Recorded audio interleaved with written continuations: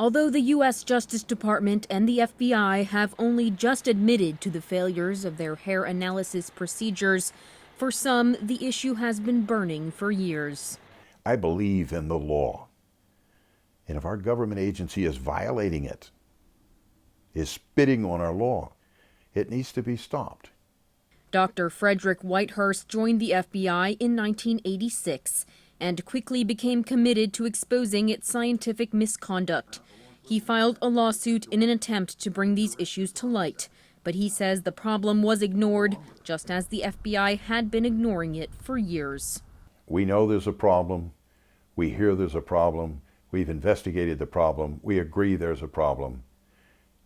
And then didn't tell anyone. And left fellow citizens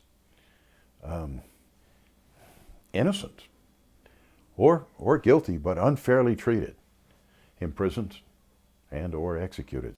Kirk Odom was one of those people. After being convicted of rape and other charges at the age of 18, largely on the basis of hair analysis provided by the FBI, he spent over 22 years in prison, followed by 8 years on parole as a sex offender, continuously pressured to admit his guilt.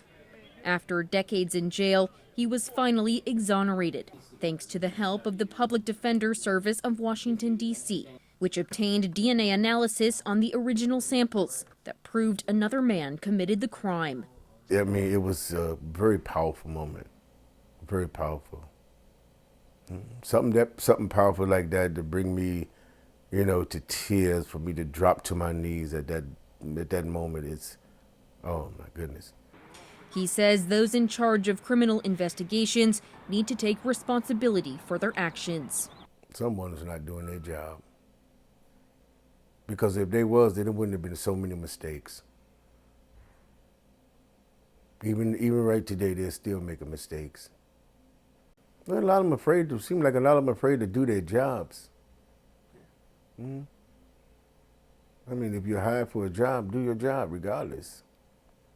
If you see something wrong in that department, then say something. Saying something is exactly what Dr. Whitehurst has been trying to do.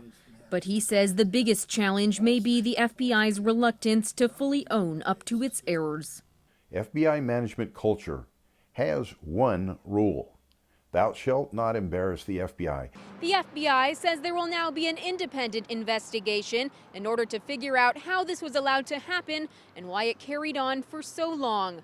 For those wrongfully imprisoned on the basis of hair analysis, this review can't come soon enough, but it will never be able to take away the painful years they've already suffered. I'm Rebecca Foster for Rudau in Washington.